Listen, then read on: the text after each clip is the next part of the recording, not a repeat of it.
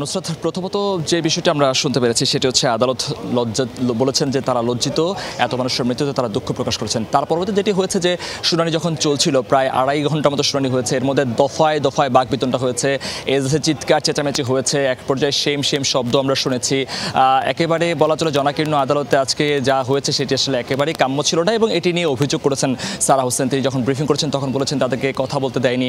যারা রাষ্ট্রের আইনজীবী আছেন, যারা রাষ্ট্রের বিভিন্ন জায়গার অ্যাটর্নি কার্যালয়ে যারা কর্মরত আছেন, বিভিন্ন বেঞ্চে যাদের থাকার কথা ছিল, তারা আজকে সেই কোর্টে এসে আগেভাগে জায়গা দখল করে রেখেছিল এবং তারা রাষ্ট্রের কাজ বাদ দিয়ে এই শুনানিতে অংশ নিয়েছিল এবং অংশ নিয়ে তারা মূলত তাদেরকে ডিস্টার্ব করেছে, এই শব্দটি তিনি বলেছেন। এবং পরবর্তীতে এই নিয়ে আমরা প্রশ্ন করেছিলাম এস এম মনির, যিনি ভারপ্রাপ্ত অ্যাটর্নি জেনারেল। তিনি বলেছেন যে এই ধরনের কোনো কিছুই হয়নি, এটি অনাকাঙ্ক্ষিত যা হয়ে গেছে সেগুলো আইনজীবীরা করেছেন, উৎসুক আইনজীবীরা এরকমটা করতেই পারে, আদালতে সেটি হতেই পারে। তিনি এইভাবে কথা বলেছেন। পরবর্তীতে যে কথাগুলো আসলে এসেছে এখানে, যে মানুষগুলো মারা যাচ্ছে গুলিতে, সেইটি নিয়ে ব্যাখ্যা হচ্ছিল। তো আদালতে যখন শুনানি হয় তখন বলছিল একটা শিশু মারা গেছে, ছাদে ছিল, অন্য ছাদ থেকে কে গুলি করেছে, বলা হয়েছে তৃতীয় পক্ষ নাকি গুলি করেছে। রাষ্ট্রপক্ষের এমন শুনানিতে একেবারেই হতভম্ব হয়েছে যারা রিট করেছেন।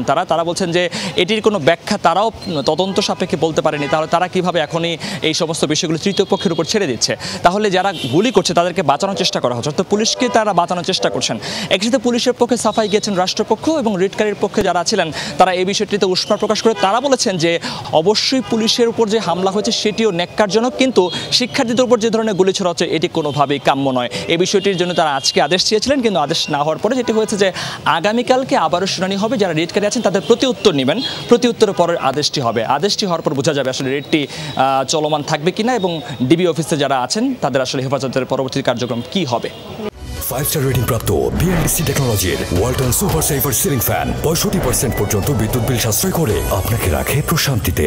ওয়ালটন ফ্যান, হাওয়া বদলে দেয়।